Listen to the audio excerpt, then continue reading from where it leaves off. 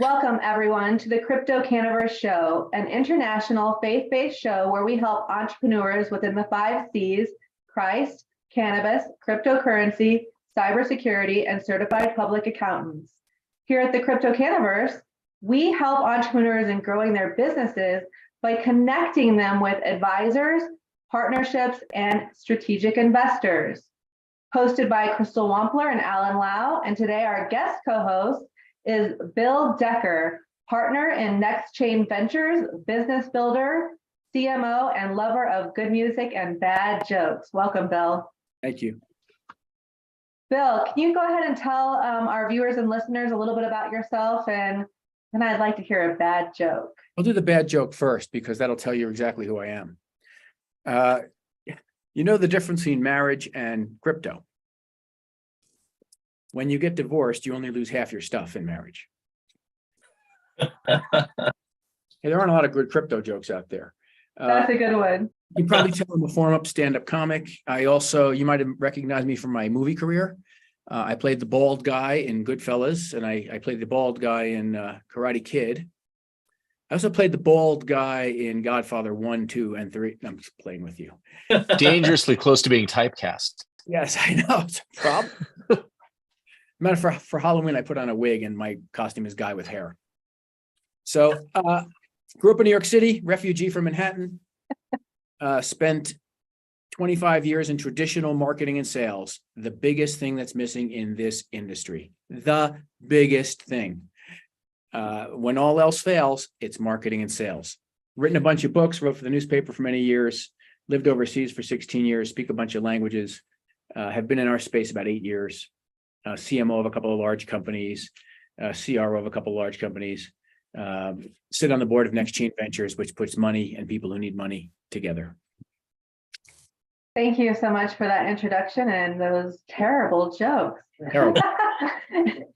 So we're booking speakers now for April 2024. If you would like to be a guest speaker or learn more about the companies on our show, please contact us at crystal@kinetics.com. Here's your favorite part, Bill. You can be ethical in business. Yes, you can. Well, we had a chat about that the other day between, if you should say you are ethical, you should just be thought that you are ethical. But in the cannabis industry, it's a little bit different back in the day when I launched this company. So that's where I got that from. We have an expression in business: show, don't tell. It's our show, don't tell. Right. Today's show is broadcast live across various platforms, including Facebook, TikTok, Twitter, LinkedIn, and YouTube. Our strategic network includes business owners, Web3 launchpads, VCs, family offices, blockchain and crypto hedge funds, high net worth CPAs, attorneys, investors, and angel investors. Before we introduce our guest today, my amazing co-host, Alan, please present our Bible verse. Thank you, Crystal. Welcome to the CryptoCannaVerse show. Great to see you guys. Thank you for taking the time on Friday. This verse, I actually really love this verse. Growing up, I always read this verse in our Sunday school and in our fellowship. And it comes from 1 Corinthians 13, chapter 13, verse 4-5. It states, love is patient, love is kind. It does not envy, it does not boast. It is not proud, it does not dishonor others. It is not self-seeking. It is not easily angered. It keeps no record of wrongs. This verse is, but growing up, it just gives you the characteristics of what love means. And truly, I truly believe that, love is always patient and love is always kind. And we should never envy. We should never boast. It is not proud. I keep this in heart because I think with everything going on with, you guys probably know, with the with Israel right now, love is what they need. Peace is what they need. So showing kindness and showing patience in this world and shining that light, I think that's really important. So thank you, Crystal, for this verse. I actually meditated on this. You're most welcome. That's one of my favorite Bible verses as well. The CryptoCannaVerse show presents speaker Patrick Booth and Jacob Livinggood, co-founders of BolteVM and Ethereum Virtual Machine, today, Friday the 13th, 2023. Patrick spearheads a cross-chain digital ecosystem that offers a multifaceted experience, a social realm through virtual reality, a personal digital creative studio, and soon a 3D decentralized exchange for trading.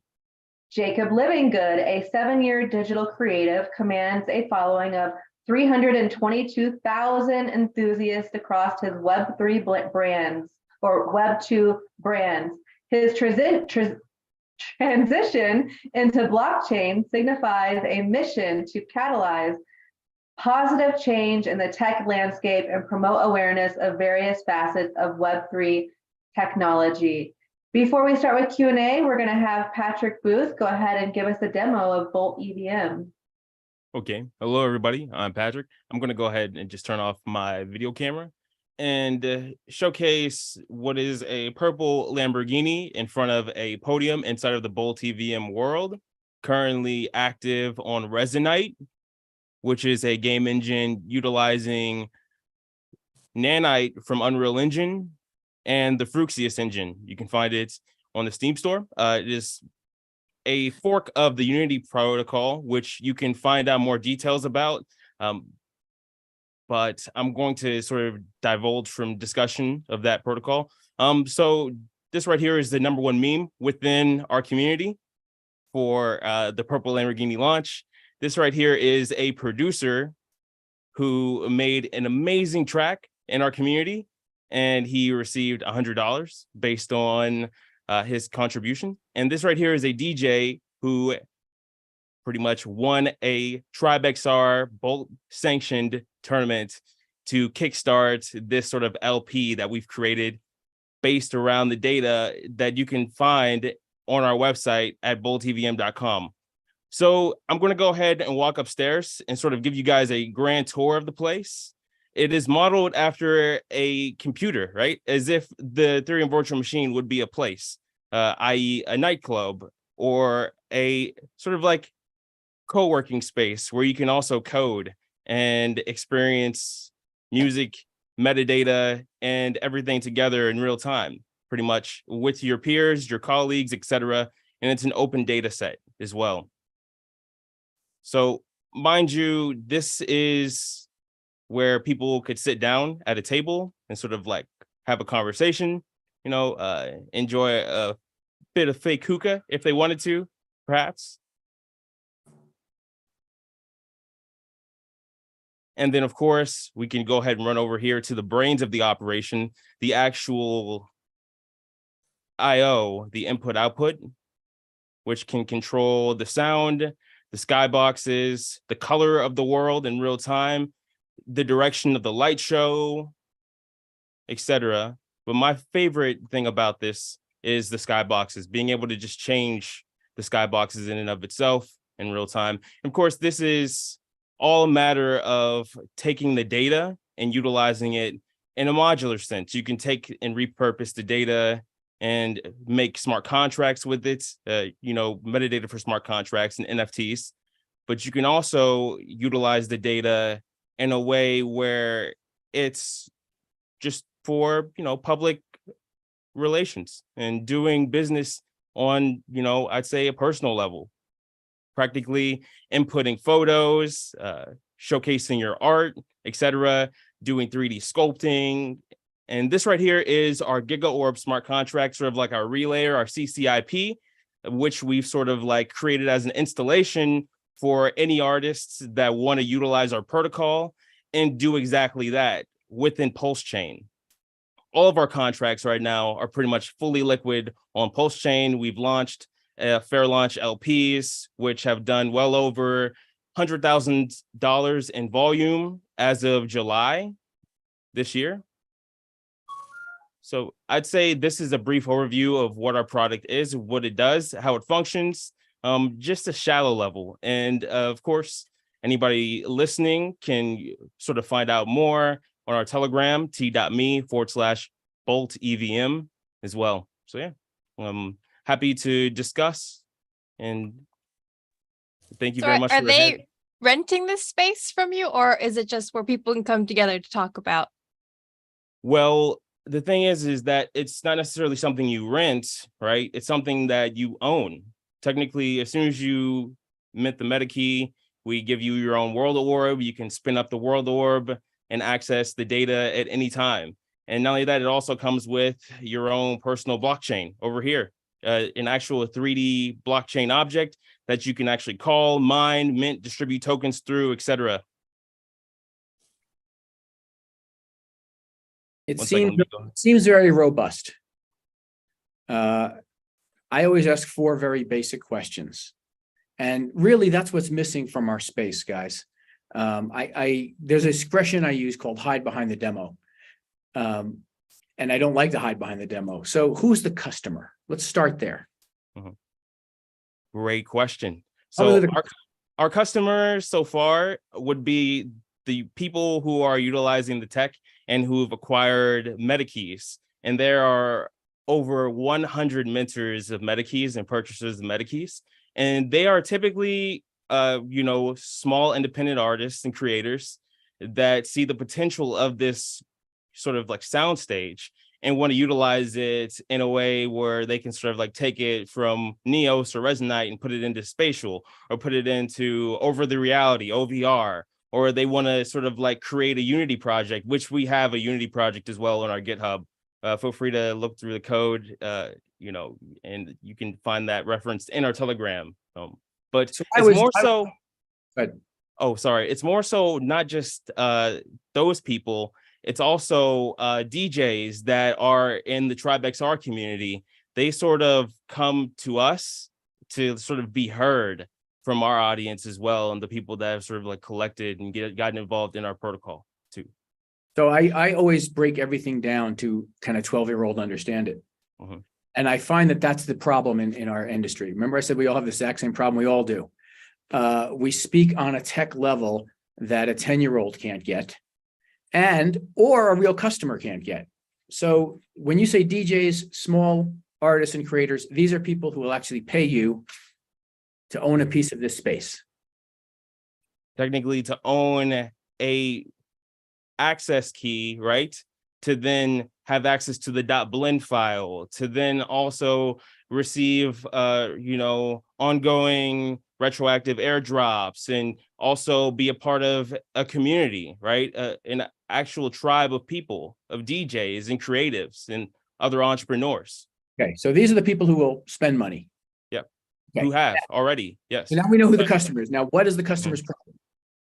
No problem, no sale, right? So real quick, I'd like to expand on your first question, because what's really neat about how over-encompassing this platform is that the ideal customer profile is so wide. It really ultimately comes down to the end user of what they want, right? Like for me as a digital creative, I get to use my individual instance of this space as a live digital creative studio where I go live on my social media in a VTubing model with hand tracking, and I get to just directly engage with my community. Whereas someone that's more trading focused could use it as something that they can actually do a real world DEX experience with their users and interact with them that way. Or someone that's a DJ, a producer, a creative that makes music can use it as a playback engine to host digital events that could either be live and in-person 3D, or they could be pre-recorded and then sold as metadata. Or it could even encompass someone that's a actual full stack developer that has buddies that want to build in tandem in real world space and, code smart contracts directly in here, or 3D objects together as a little team development. So it's very wide, and it ultimately comes down, because it's a DAO, it's fully decentralized and you have your own individual ownership of the assets. Once you're in the ecosystem, it's like a choose your own adventure. You get to pick what rabbit hole you're going to delve down. Right. Precisely. Right. So the good news is you've got a lot of opportunities for customers. The bad news is that each one of those customer groups has a different buying signal that need to be messaged differently. A trader is much different than someone who wants to host a DJ event. So you need all these various different marketing messages. So why this solution? Why is it better than what's out there? Great question. I'd say it's better because it's What we're far more buying. robust. It's more robust, but with that robust nature of the ecosystem and sort of like this IDE-esque sort of virtual experience, you also have a higher barrier to entry when it comes down to the hardware necessary to get involved. Mhm. So and of course, not only that, when it comes down to the market right now, right, with the whole metaverse, I'd say environment on chain, there's a lot of competition, and a lot of data sets are really expensive. This is infinitely scalable, and it's also practically almost free to a certain degree, as much as I want it to be free, right? It's as free as the confines of the protocol decides it to be free, because the pricing mechanisms are up to the free market to determine as well, might I add, because of the fair launch liquidity pools as well. So yeah, it's free. It's technically free. I'm trying to think to myself, you say, Bill, we love you. Oh my God, can you take this to Bank of America? What would I tell them? Because I'm also very against us all selling to the same 30, 40 million people.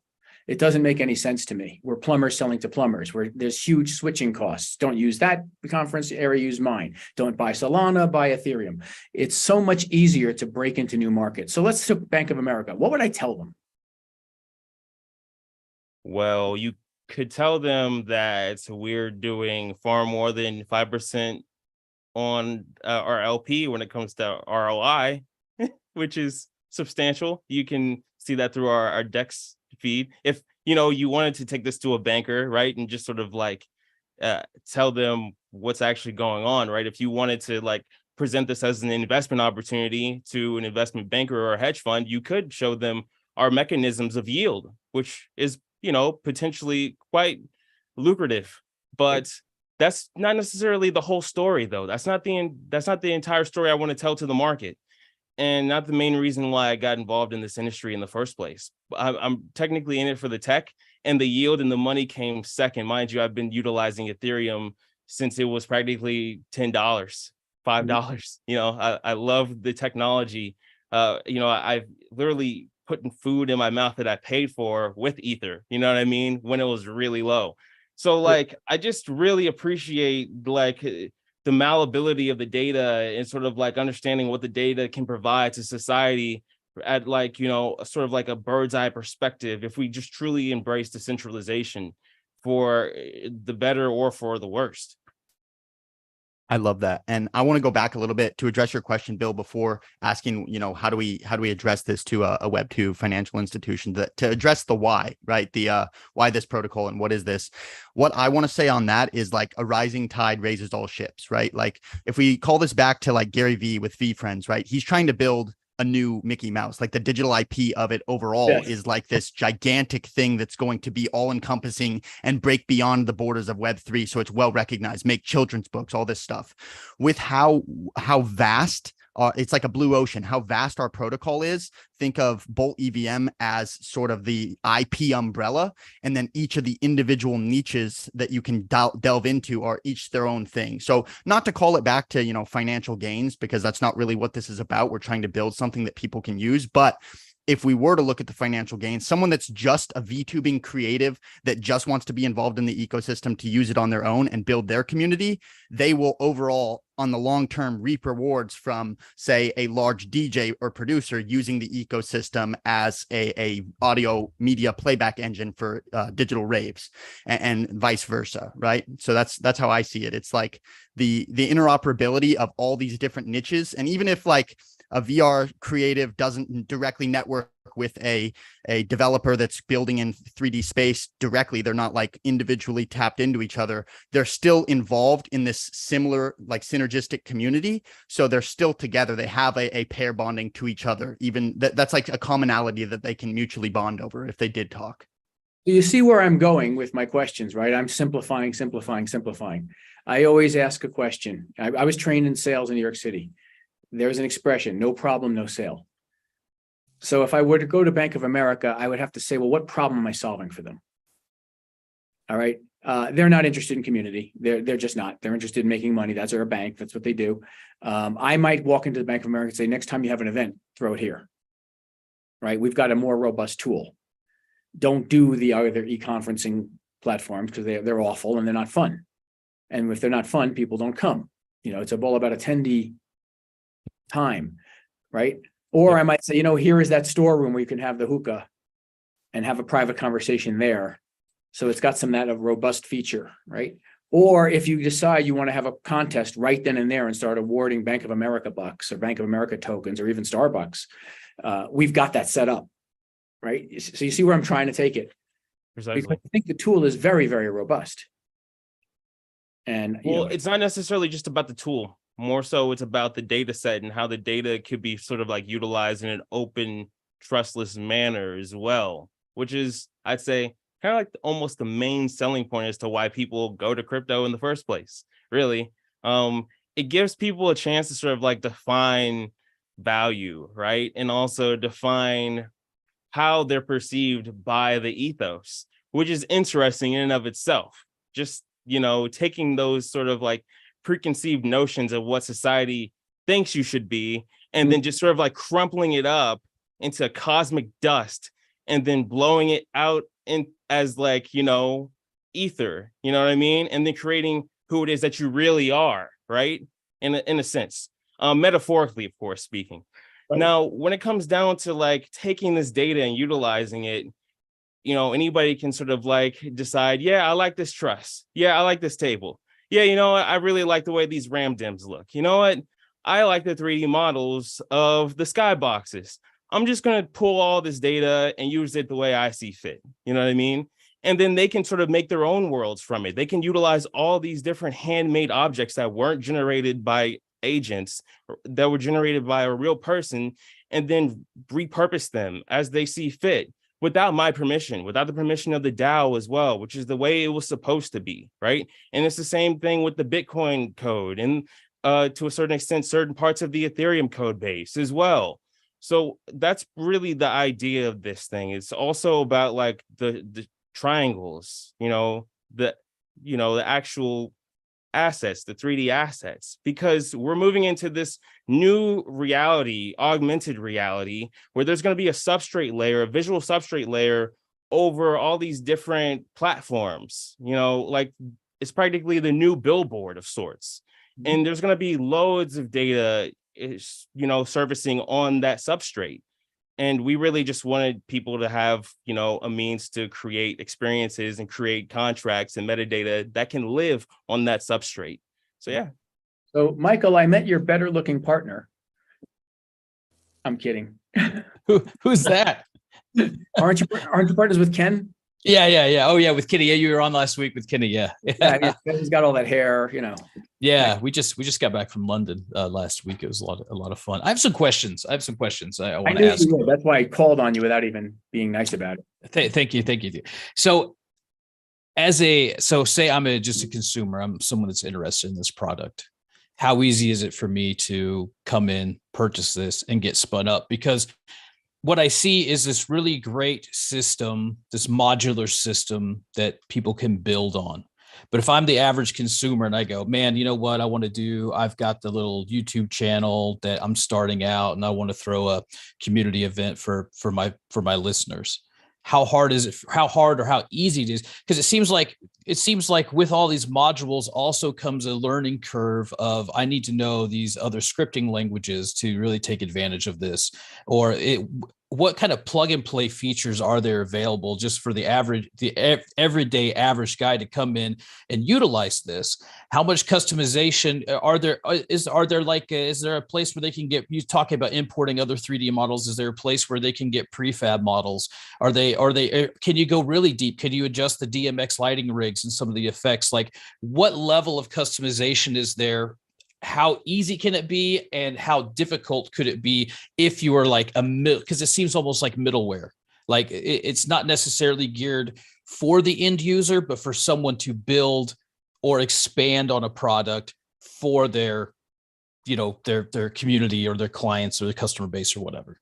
Precisely that. You're hitting the nail around the head. So it's really easy, actually. So once you mint our key, you then can sort of go to our Discord or our guild, connect your wallet through guild, and then from there, we will distribute a world orb on Resonate, and you're instantaneously, as soon as you sort of like give us all the intelligence that we need, we can ship you your world orb, and you've got all the logics, all the models, everything's working as it should, and you're able to start cooking, pretty much start building.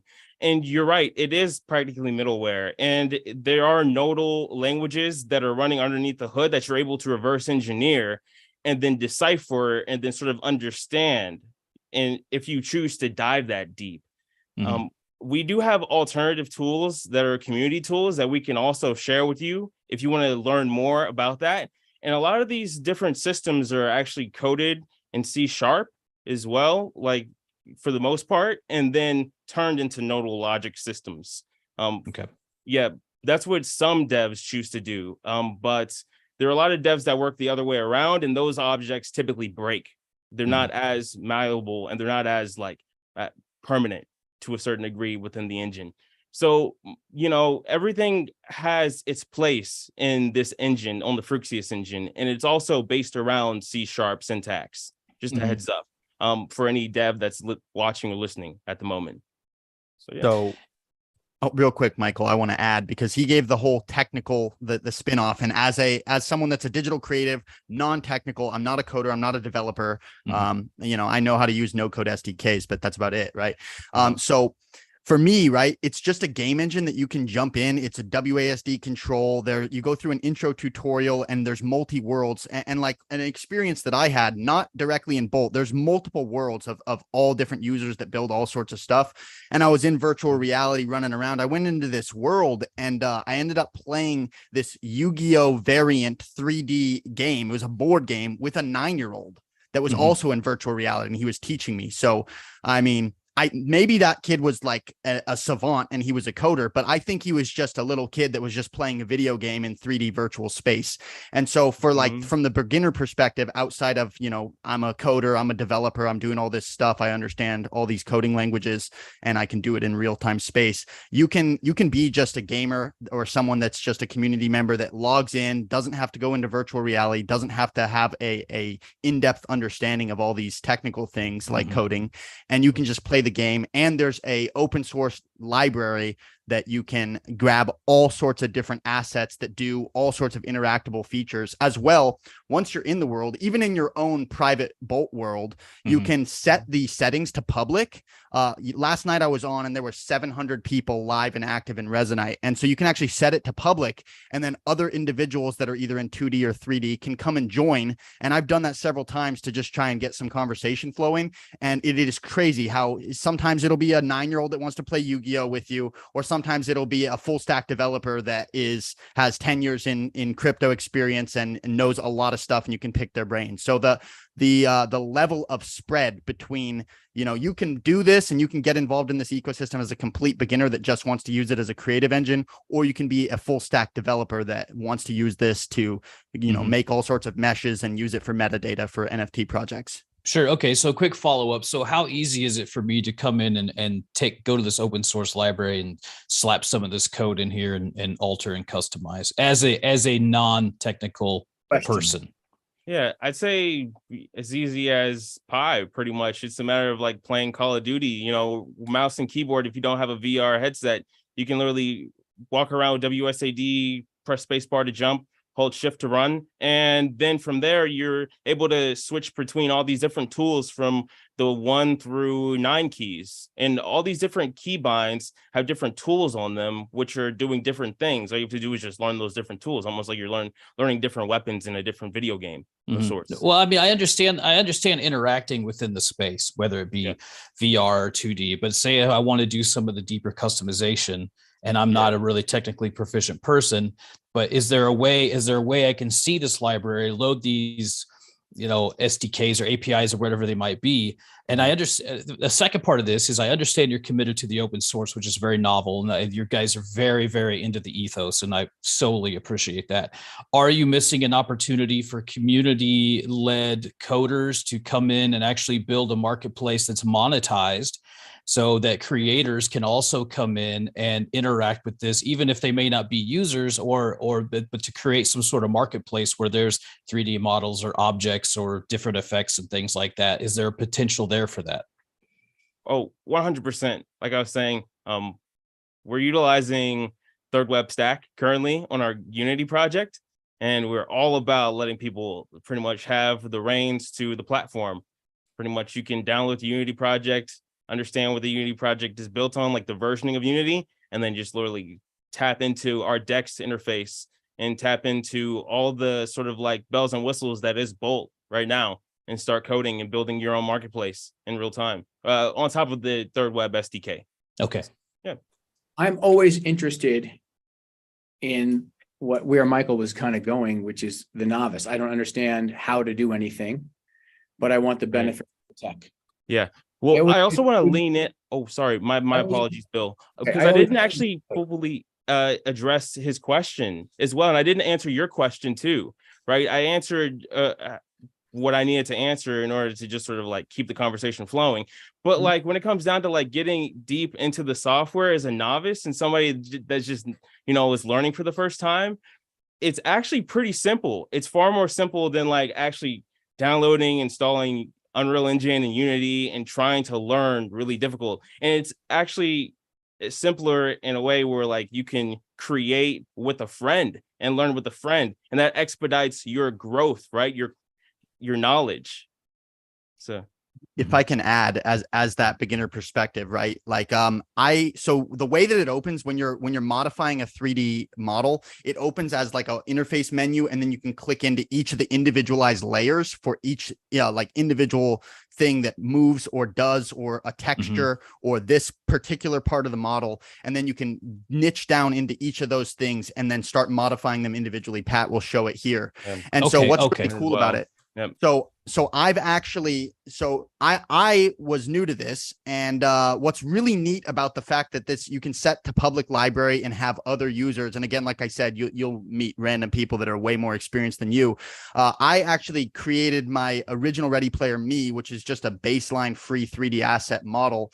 And then I opened up the previewer, the aspect layer, and I ended up being able to retexture, change the model of the wings and all this stuff, largely on my own, with 1 3-minute YouTube instructional video. And then when I actually got confused, it was so synchronistic with the universe, right? I set it to public. Some random guy joined me. Random guy, never met this guy in the world ever. And I was like, hey man, do you know how to code? And he's like, I mean, a little bit. What can I help you with? And I told him what my problem was. And he literally, he can see my deck screen of like modifying all the individual layers, the inspector tool. And he literally in 3D pointed exactly to it. And he goes, click here, click here, click here, and then you're done. And he guided me, walked me through all of it.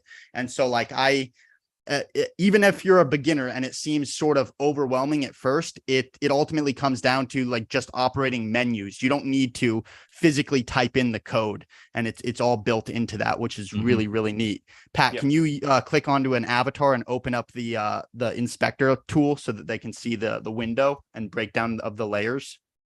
Oh, absolutely. So currently I'm in the Resonite Essentials right now, where they have all these different facets and tools and assets that you can just sort of utilize. And here I can just click into a 3D model and it should load up, right? Oh, this is the logo. I'll just boot up the Resonite logo in World. But I think what he wanted to see is me booting in an actual avatar that hasn't been skinned up yet. So let me go ahead and just sort of like boot in the Resonite default avatar that they give all the new people. When you say boot in, do you mean create, bring in? Yes, precisely. It's just like you're loading in different 3D assets and objects. Well, apparently I can't get it to load in. So I'll just pull in, for example, why not Spider-Man? Or yeah, let's see if I can just get Also, Yes, another fine. really, Here we go. really interesting thing to note for users that might not be super technical and don't have a $10,000 rig that they can do, they don't have an RTX 4080 or something. If you're just running in 2D, a lot of these assets, even though they're super high in detail, they're really nice. They're actually really, really compressed. Like the entire world of Bolt, this whole flagship of all these flashing lights, it's less than 40 megabits to load and run that, which is absolutely flabbergasting. Yeah, Can you precisely. guys get rid of the flashing lights? Is that for everyone, or can you change that out to other?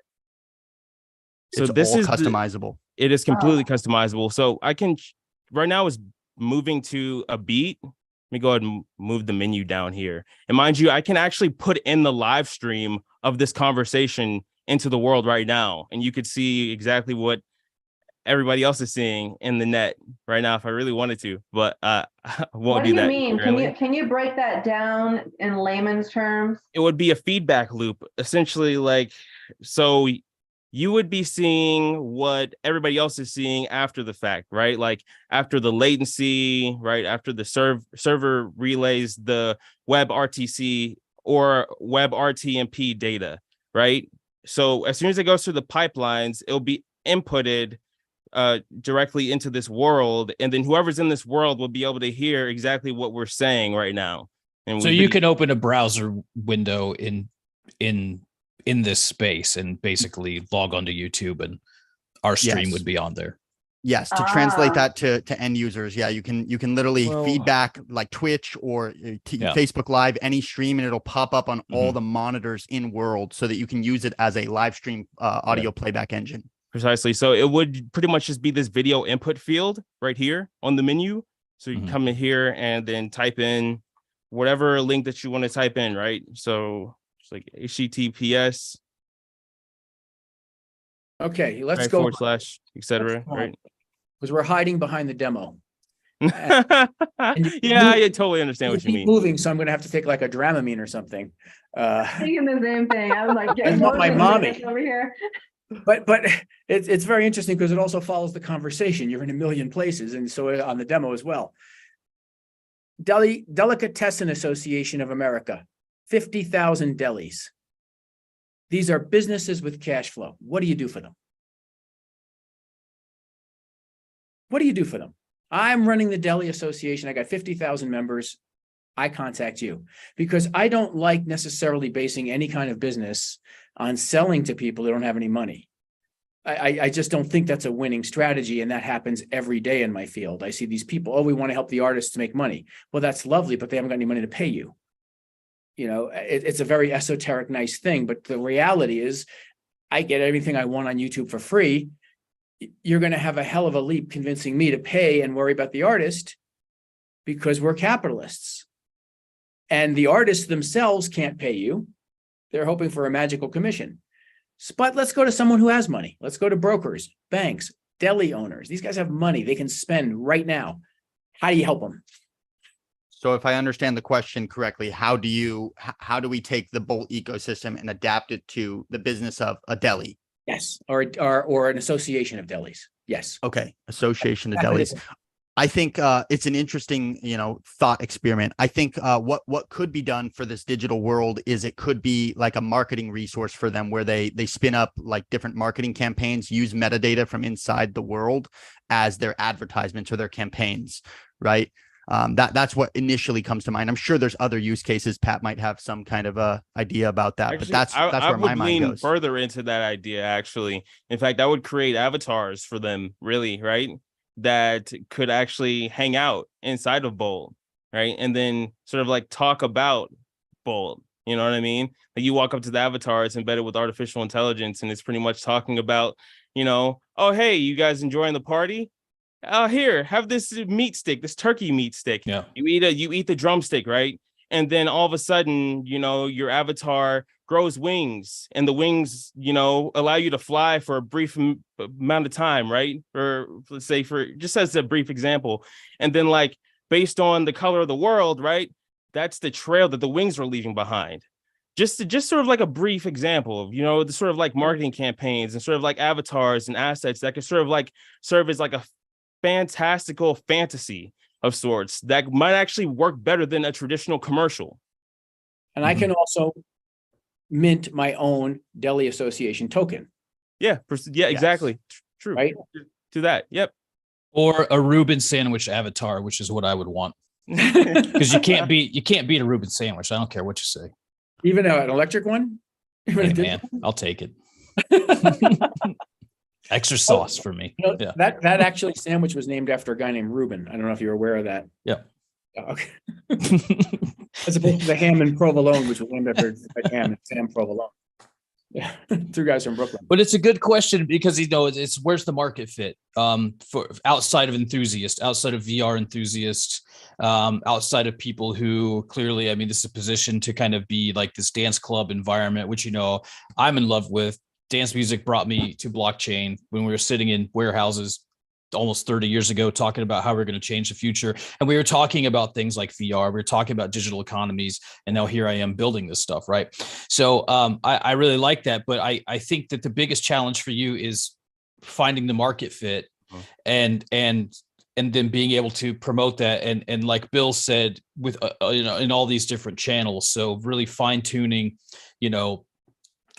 where your top priority is, where your target audience is, and then developing a strategy towards that. Right. I mean, I always show this on every call. This is an iPhone. Beyond the computer, this is the second most popular sold device ever. I have no idea how it works. I have no idea. I push the button, Facebook opens. I push the button, LinkedIn opens. I push a few buttons, I'm talking to Crystal. I don't even have to push the button. I can push on her and talk to her. I don't care how it works either, right? It doesn't even come with a user manual. I get this phone, it's out of the box. And to amplify what you're doing, to simplify the story, to make it easier, so my mother could be on this call and understand exactly what you're doing, is, I think, the challenge for the company, is to figure out, you use that nice word about market fit. There is that. And because you're so robust, you have the opportunity of fitting in many markets. You can say, this we're doing for banks, this we're doing for brokers, this we're doing for delis, this we're doing for funeral homes. My favorite example is I was in the NFT business. NFTs, let's protect the artists. Let's get the royalties. Okay, they don't have any money. Remember, they have no money. Strike one, we're selling to someone with no money. And a sale was like 2 Cardano. 40 cents. So we're knocking ourselves at $100 per user to get them to make a 40-cent sale. I said, why don't we take 500,000 of these things and go sell it to one of the large real estate companies? Because NFTs are very handy for solving document storage problems. How many documents are associated with your house? 500? And I don't just mean the lease, the will, the insurance. I mean the refrigerator repair manual, the carpet cleaning, the maintenance you've had done, the paint you bought, all in this thing. Let's do $1.5 million sale instead of a 40-cent sale. That's where I'm trying to go with it. That's what interests me about a project like this, because you've built the engine, you've built the bolts, and the bolts are good. Michael, what do you think? Am I way off base? No, I agree 100%. It's the beauty of this is that it's modular. Right. We can do a lot of things with it. And when you have that ability to customize, have all these modular features, then you expand the potential of what you can actually do with it for the end user. And I just think it's finding that, really hitting on a good strategy to get it out there with the highest target audience that you can find first. And then also really simplifying the project of being able to sell it to fit these like the deli guys, whatever. Are we going to make a virtual deli with lasers? Cool, man. Let's go. Let's do it. But let's make sure that it's easy to translate and easy for these people to step into this, because VR is hard. Navigating those menus in VR is difficult. I mean, let's be honest, because you're not just mouse and keyboard, you're pushing, you're pulling, you're dragging, you're grabbing and things like that. So there is a definite learning curve. The thing that we need to do is to be able to turnkey this, right? To fit as a product, and once you can figure out a way to, so you could have your enthusiasts, your deep geeks that want to come in, get under the hood, do all the crazy stuff. But for you to be able to continue to sustain your development, you're not going to be able to rely solely on minting out access passes, right?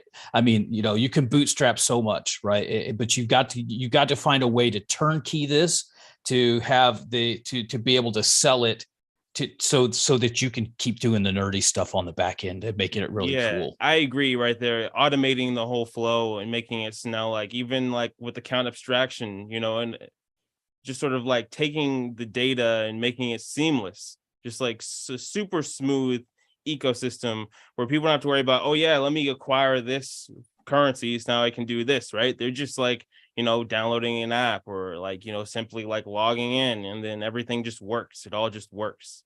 Yeah. I totally get what you mean. Yeah. Mm-hmm. But I would spend most of my next functions, my next part of my life on marketing and sales.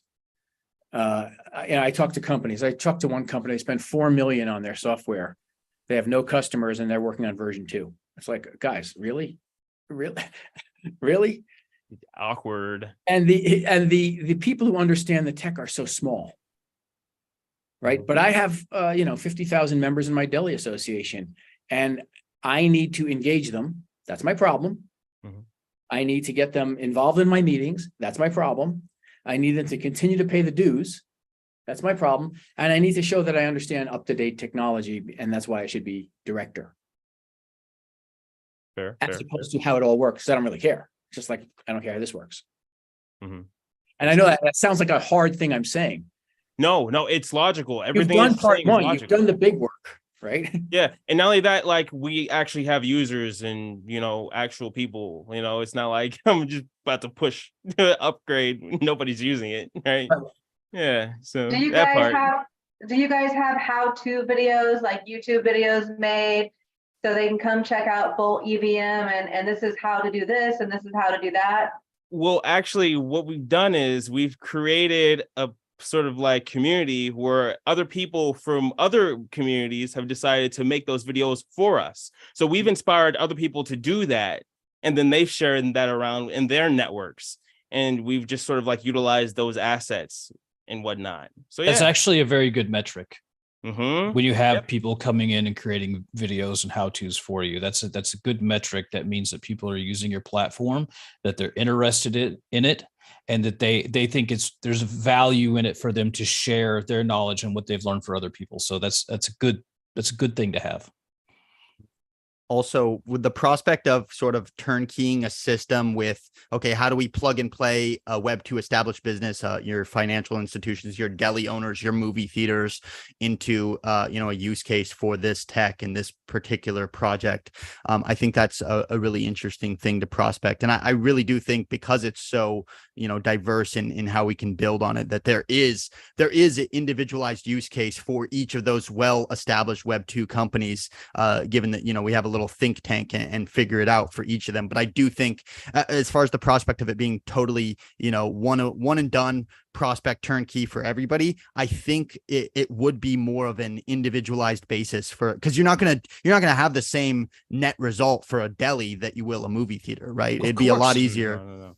Yeah. I mean, you've got a SaaS product in your hand, like right here, right? I mean, it's that you can have a whole other arm with people dedicated to marketing, shopping, generating leads, and finding people to do bespoke builds of this client for loyalty programs, for whatever, things like that. What do you have in the way of partnerships with other music or VR adjacent type projects within the space? Wait, before we answer that question, can you define what you mean by partnership? Because that's a very nebulous.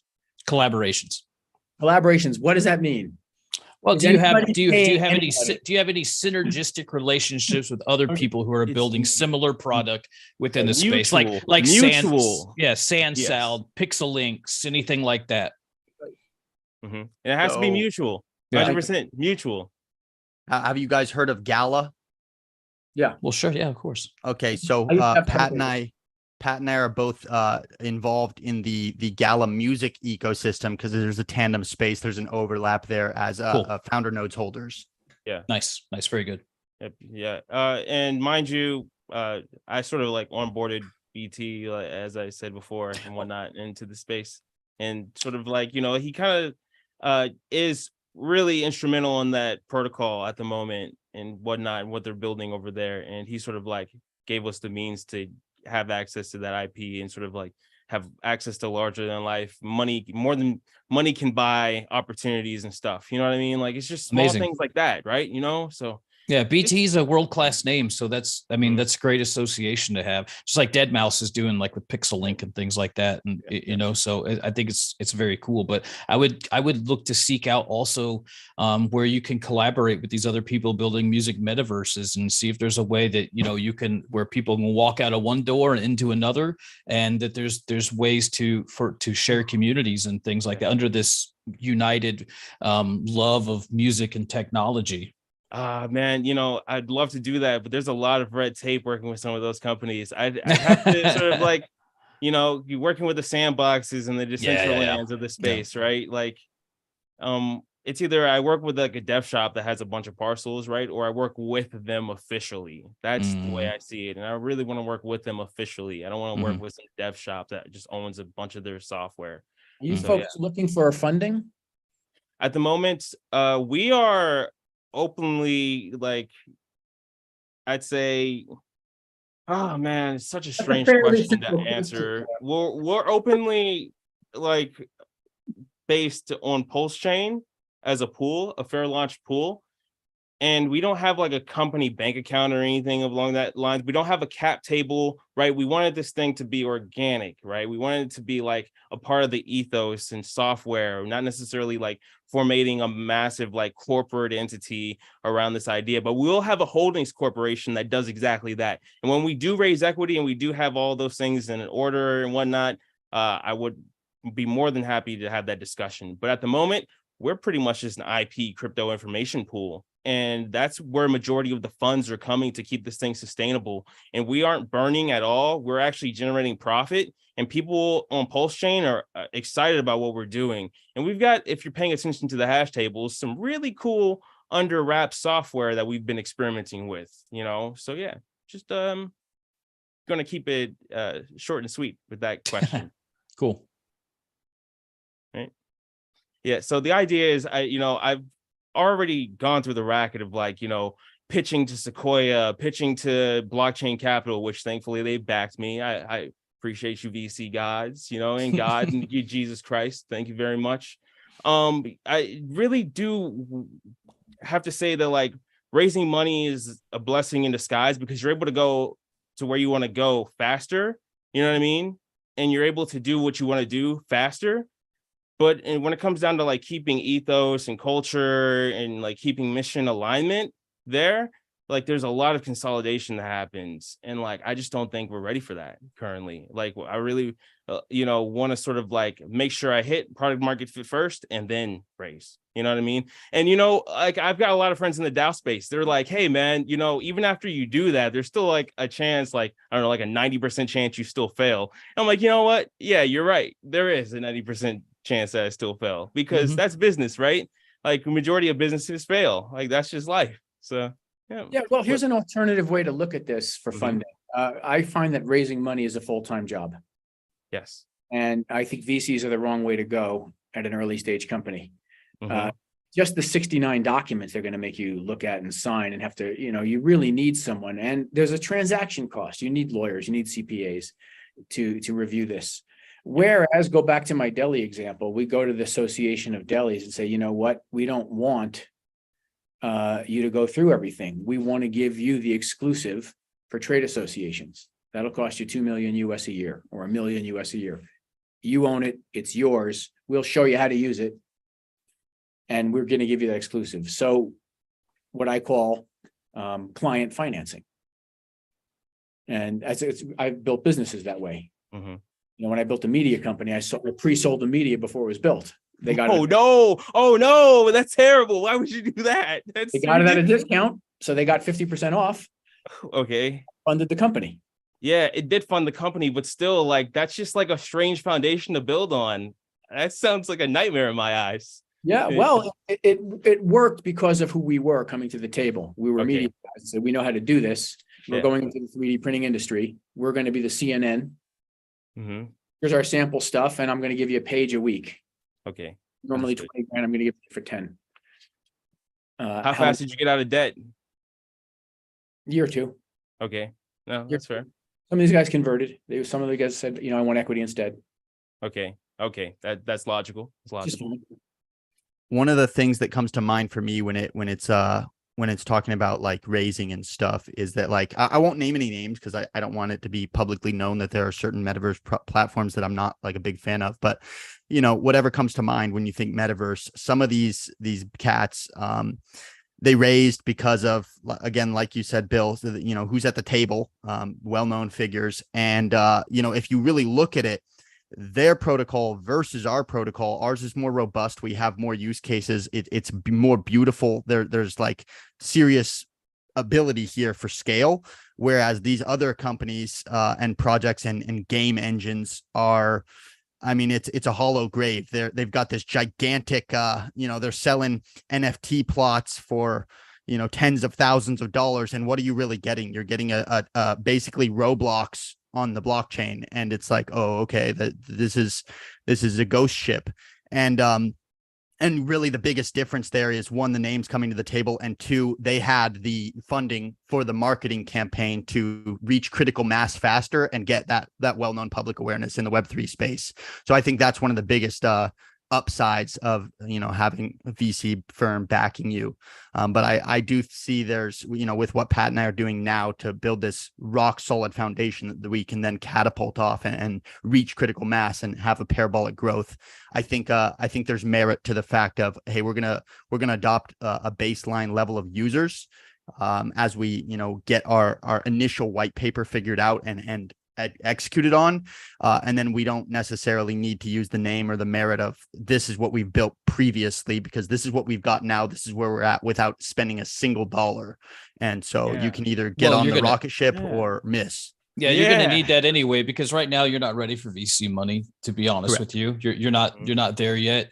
You're going to need metrics, especially if this is your first time out and you don't have that history of what you've built before. So the metrics that the VCs are going to require for you to have user base, stickiness, community, these are all the kind of things that they look at. That's going to be even more important. But I do think, and I think it's wise that I respect it as wise you guys want to wait anyway, because there is something to be said about during the hype cycle when, you could throw a piece of code at a wall and someone would give you $2 million. There's been a lot of projects that failed because there is something to too much money too fast. Being hungry makes you create sometimes better stuff, and you're going to polish this up and you're going to make it look good. So, and you're going to know when the time is right. But yeah, 100%. Definitely put into work, and then the results will come when you are ready for that. So the thing is, just a little bit of background, I've got a financier behind this protocol, and he's completely on board with the vision. And that's the main reason why he's been chucking allocations into what we've been building. Right. And mind you, it just makes sense for the way we're doing things and like our trajectory, because it's all mission aligned, right? And eventually the whole thing is just going to be able to drive itself based on sort of like what tools we have in place, what pools we have established already, and the contracts we have in place, how long the liquidity is locked for, right? And of course, the exponential growth of brand new EVM RPC configurations and new crypto halving cycles, right? From BTC just sort of like hitting critical mass and, shocking and awing the financial markets over the next, I'd say, 2.5 years, right? And of course, alternative RPC configurations that can support traction and traffic of these network effects. And that's really how we're positioned. You know what I mean? Like we're pretty much like vertically integrated to a certain degree, just on a micro scale, right? So yeah, with MicroStrategy. And yeah, that's pretty much what I wanted to say about it. And I think you're right. For the most part, taking on like a really massive VC check at this moment wouldn't necessarily make any sense. But we are open to VCs eyeing our pool and deciding, I'll scoop up some coins and stake up here. Like this makes logical sense. Why not? Sure. Crystal, was that the 2-minute warning? Yeah, we have just a couple minutes. So let's go ahead, and if there's any final comments, Jacob, do you have any final comments? I am just excited to be here, to be quite honest. That we've been building this for almost 3 years, and it's really cool to see that it's gaining traction and awareness. And yeah, I'm just really grateful to be able to use my platform. Like in Spider-Man, with great power comes great responsibility. I got all these people on the internet that for some reason like to listen to what I have to say. God knows why, I guess.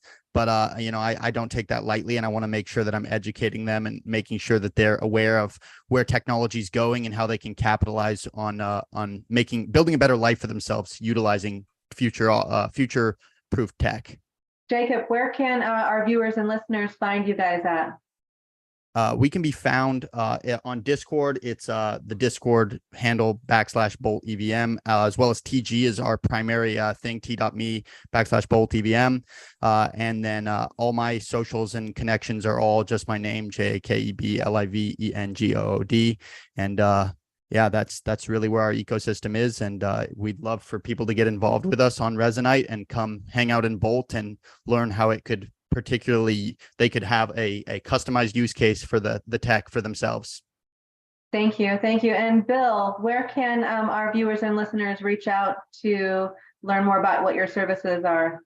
They can reach me, Bill, at partnersinternational.com. That's my email address. I can steer you to one of 9 million sites if you want, but who needs those? So let's stick around off air for a minute after we sign off to the world. All right, Alan, can you go ahead and wrap up with our prayer, and then we'll go off live and we can chat some more? Yes, thank you so much. Let's bow our heads and pray. Heavenly gracious Father, Lord, thank you so much for Patrick and Jake Livingood and our co-hosts, Bill and Michael, to join us in this week's show to talk about the technology, talk about the platform. Continue to bring the right people in right time, right place for us, Lord. Continue to protect us in all things we do. In Jesus' name we pray, amen.